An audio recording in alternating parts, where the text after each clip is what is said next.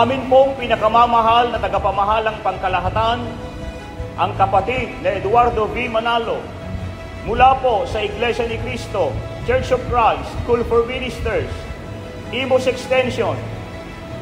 Sa amin po ng mga tagapagturo at ng mga mag-aaral, kami po ay buong pusong bumabati ng Happy